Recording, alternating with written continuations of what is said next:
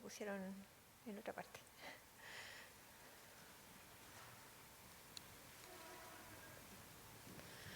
Bueno, este tipo de fracturas que afectan a la zona distal del fémur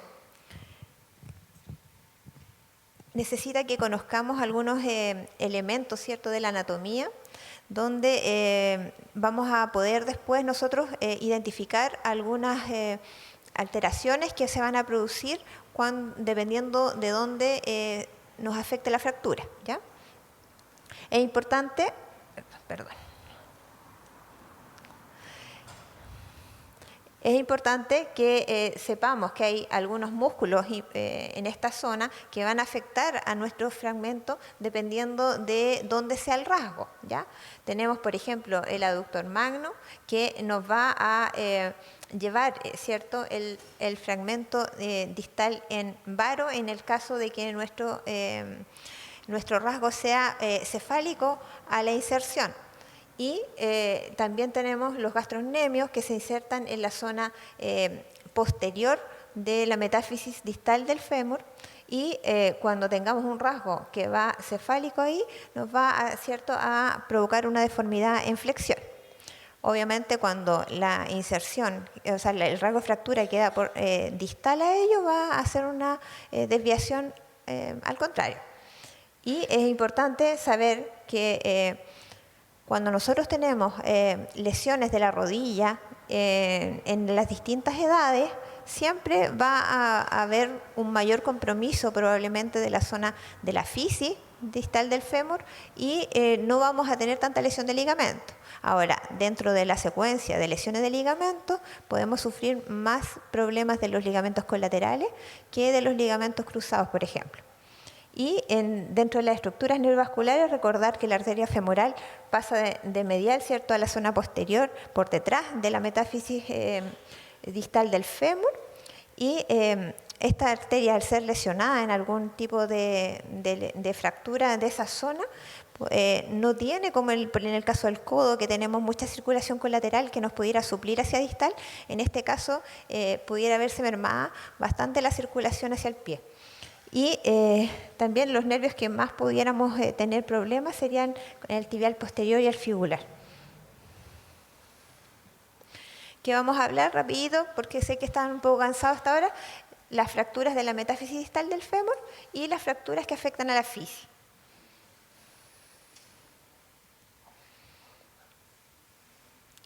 Las fracturas que afectan a la metáfisis distal del fémur se producen en general por un golpe directo, generalmente en un contexto de atropello, por ejemplo, o de accidente de tránsito, donde hay un golpe en la zona distal del muslo, ya sea por la cara anterior o lateral.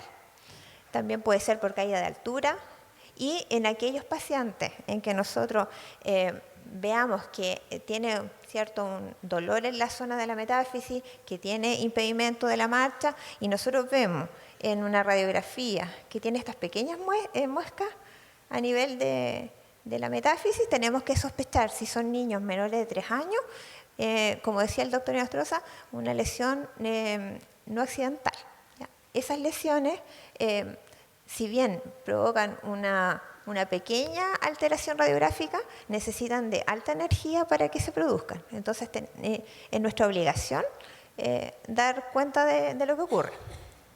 Y también en esta zona podemos ver lesiones en hueso patológico, ya sea por tumores o por infección. Este tipo de fractura puede producirse por un mecanismo de hiperflexión o de hiperextensión, donde vamos a tener una desviación de la zona distal hacia anterior o posterior. En la clínica vamos a encontrar un aumento de volumen, dolor y deformidad de la zona distal del muslo y de la rodilla, ¿ya? Puede haber o no derrame articular, no necesariamente porque haya rotura de alguna estructura dentro de la rodilla, sino que por inflamación de todo lo que es la sinovial que recubre la zona como suprapatelar. Y es muy importante que descartemos pequeños focos de exposición y que se haga una exposición, o sea, una inspección, ¿cierto?, de todo lo que es la irrigación y función neurológica distal. En la imagenología es importante que tomemos una radiografía del fémur, tanto en plano anteroposterior como lateral, y una radiografía también de la rodilla, ¿ya? Para focalizar más la zona que nosotros estamos estudiando. En el tiempo anteriores, cuando uno sospechaba que hay un desplazamiento importante, se realizaba a veces una arteriografía, pero en el caso actual, la mayoría, o sea, por lo menos en varios hospitales grandes ya se cuenta con un angiotac de fácil acceso. Entonces podíamos descartar cuando tenemos fracturas muy desplazadas que no haya una lesión de la poplitea, por ejemplo. El tratamiento, si bien puede ser conservador, estas lesiones por la ubicación tienen una alta posibilidad de quedar con inestabilidad. Entonces, sí, podemos hacerle un tratamiento a las no desplazadas, que hay una gama, hay gente que prefiere ponerle pelvipedio, otra gente prefiere ponerle una bota con una barra que no permita la rotación, ¿cierto?, de la extremidad. Cuando hay un mínimo desplazamiento, uno debiera hacer una reducción ortopédica y ahí aparecen los rangos aceptables en caso de que quedara alguna angulación. Pero esto, lo más importante es que necesita un control estricto posterior para evidenciar, ¿cierto?, precozmente que haya un desplazamiento. Y ahí la conducta va a cambiar. Y el tratamiento para las fracturas que son desplazadas es una reducción que puede ser ortopédica o abierta, dependiendo del caso, y una fijación interna. Ahora, esta fijación, la mayoría de las veces basta con agujas cruzadas. Si tenemos un rasgo que está más cerca de la diáfisis, pudiéramos poner estas agujas sin necesidad de atravesar la fisis y nos va a dar una buena estabilidad. Ahora, en el caso de que el fragmento metafisiario sea muy pequeño y esté muy cercano a la fisis, tenemos una obligación de atravesar esta fisis. Y la idea es que sean agujas lisas y atravesarla, digamos, en la zona más central posible. Y también hay algunos trabajos en pacientes más grandes en que se pudieran usar placas, incluso se ha usado placas de húmero para fijar la metafisia del fémur. Y bueno, y hay algunos casos en que uno pudiera también pensar en usar fijación externa, como en el caso obviamente de la fractura expuesta, cuando tenemos el caso de rodillas flotantes y en los pacientes politraumatizados para mejorar nuestro manejo. Ahora, el tema como más grande de este tipo de fracturas de esta zona son las fracturas que afectan a la fisis distal del fémur. La fisis distal del fémur se va a lesionar no tan frecuentemente. El problema que cuando se lesiona tenemos alta posibilidad de que nos deje una secuela importante, ¿ya? 2%, 2 a 5, 7% pudieran ser lesiones de la fisis y hasta más o menos el 50% pudieran provocar una alteración del crecimiento, que puede ser una alteración parcial y tener una alteración en relación al eje o tener una detención total del crecimiento de esa fisis y podemos tener una dismetría, ¿ya? Ahora, el mecanismo generalmente es por accidente de tránsito o lesiones deportivas, accidentes de tránsito tanto vehiculares, atropellos, qué sé yo, como también en vehículos a pedal, o sea, bicicletas, qué sé yo, que pudieran ser accidentados. Y se produce en general una fuerza, ya sea en varo o en valgo. Y esta fuerza en varo o en valgo va a tener un impacto mayor, como les decía, en la fisis, lo que me va a hacer que no haya como una rotura del aparato ligamentario. La fisis distal del fémur es la fisis que me va a dar el mayor porcentaje de crecimiento, tanto longitudinal del fémur como de la extremidad inferior, ¿ya?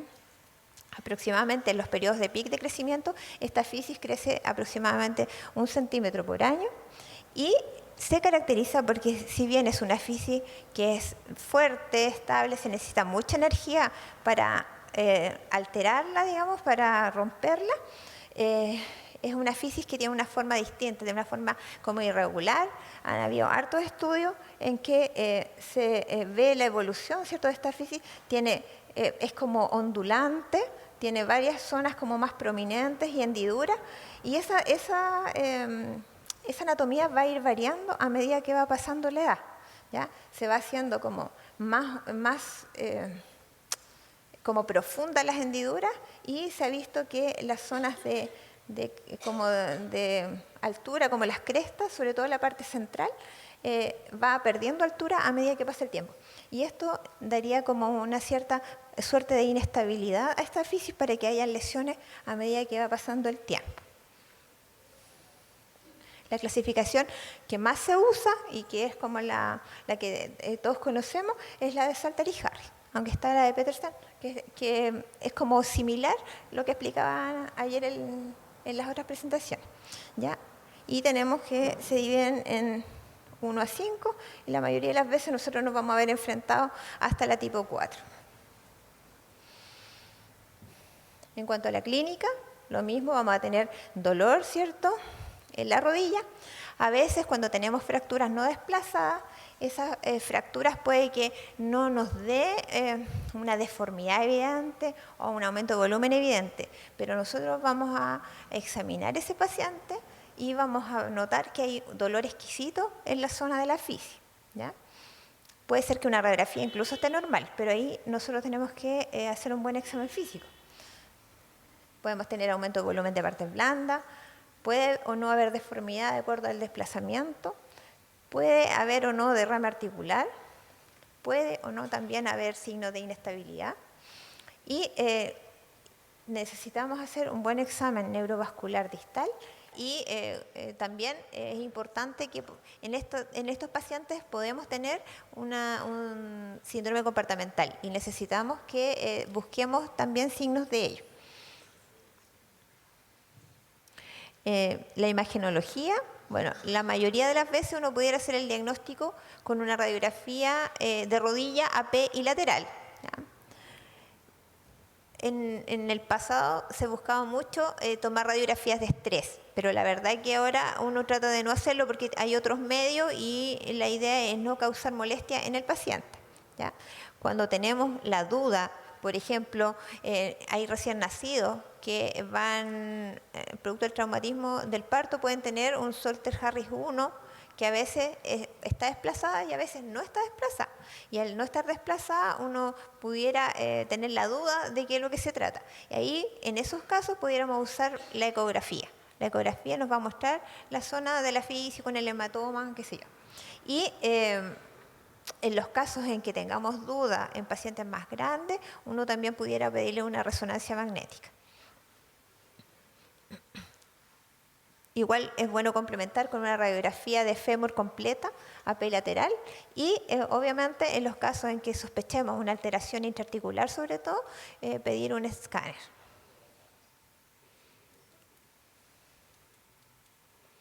El tratamiento, cuando se trata de fracturas no desplazadas, también puede ser, dependiendo de la edad del niño y del gusto, digamos, del profesional que va a atender, pudiera atenderse con un yeso pelvipedio, rodillera con una barra antirrotatoria o una bota larga, ¿ya? Hay de todo.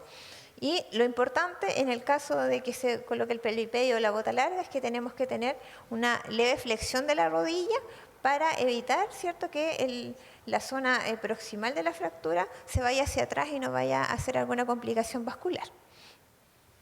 Y como les decía, es importante tener un control estricto, porque independiente de que yo deje una fractura no desplazada o mínimamente desplazada en buenas condiciones, después se produce una suerte de atrofia muscular, de disminución de la inflamación, y esto puede revertirse. Y hay pacientes en que de entrada, independiente que no esté desplazada, uno deberá elegir una fijación igual con aguja. En el caso, por ejemplo, de los pacientes muy gorditos, o de aquellos que tienen patología neuromuscular. Y obviamente ante la posibilidad de desplazamiento, aunque yo haya decidido hacerle un tratamiento conservador primero. Y en el caso de las fracturas ya desplazadas, uno debiera verlas del punto de vista del tipo de fractura, ¿ya? En general, las tipo 1 bastaría con una reducción que la mayoría de las veces puede ser ortopédica, cerrada, y la fijación interna con agujas cruzadas. Estos monitos son como de referencia nomás, como para que se lo aprendan, pero no están bien, técnicamente no está bien hecho, digamos, ¿ya? La fijación entonces con agujas cruzadas, que obviamente estas agujas son muy finitas, no es lo que se usa, ¿ya? Y en el caso de que haya que hacerlo de manera percutánea, uno pudiera dejar la aguja afuera con el cuidado que se necesita de que esas agujas no se vayan a infectar. Habitualmente uno retira 4 o 6 semanas esas agujas y no debiera haber mayor problema. Obviamente dependiendo de los pacientes, de los padres, qué sé yo. Y la mayoría de las veces uno le va a dejar además una bota o una rodillera como protección. En el caso de las tipo 2, vamos a tener una reducción que también puede ser cerrada o abierta, ¿cierto? La mayoría de las veces cerrada, y aquí podemos fijar con agujas cruzadas en el caso de que nuestro fragmento metafisiario sea muy pequeño y con tornillos que debieran ir paralelos a la zona de la fisis. Aquí esto está malo porque en realidad debiera el tornillo ir a fijar desde el fragmento metafisiario hacia el otro lado, ¿ya? Y las tipo 3 y 4, necesitamos ahí una reducción, como decían ayer, no solo de la fisis en este caso para que no haya algún problema de crecimiento, sino también necesitamos tener una reducción anatómica desde el punto de vista de la articulación. Entonces la mayoría de las veces esto necesita una reducción abierta, una reducción abierta anatómica y fijación con tornillos que también van a ir paralelos a la fisis. ¿Qué complicaciones podemos tener acá? Bueno, hay muchas complicaciones, pero la principal es que podemos tener una alteración parcial del crecimiento. Esa alteración puede ser hasta de un 60% en este tipo de pacientes. Pensemos que es una fisis que crece harto y para provocar daño en esta fisis necesitamos de alta energía. Y la deformidad resultante puede ser o una deformidad angular o un deseje, como una dismetría. Del punto de vista de la clasificación de Salter y Harris, todos los tipos tienen potencial alteración del crecimiento. No se salva ni uno, ¿ya? Esto dado por la forma que tiene la fisis, ¿ya? Y obviamente lo que llama la atención acá, que en general las tipo 2, en las otras fisis, tenemos como un buen pronóstico. En cambio acá, dada la anatomía de la fisis distal del fémur, hay unas tipo 2 que traen un porcentaje importante de alteración, incluso aquellas que no están desplazadas. Ahora, ¿qué factores me van a influir? Bueno, la energía del trauma, a mayor energía, obviamente, mayor posibilidad de daño. El desplazamiento, si tiene un desplazamiento mayor del 50%, las posibilidades crecen, pero si tengo fractura no desplazada, no tengo que olvidarme que puede haber este problema. La edad, mientras más pequeño sea mi paciente, más posibilidad de que si hay un daño, este daño me traiga una secuela mucho más importante. La fijación que yo le hice, si le fijo con agujas, cómo tienen que ser esas agujas, que no tienen que ser roscadas, y mis tornillos deben ser paralelos a la fisis. Y por supuesto la exactitud de la reducción. Ahora esto tiene que quedarle claro, sobre todo al médico tratante y a los padres, que el pronóstico igual se juega en el momento de la lesión. Si uno técnicamente hace lo que corresponde, no puede asegurar que no vaya a haber ahí una alteración del crecimiento. Y aquí les voy a mostrar un caso clínico. Es un paciente que tuvo un accidente de alta energía y resultó con una fractura, un Salter Harris 3. Se hizo una reducción quirúrgica, una fijación con tornillo. Y ha estado bien, digamos.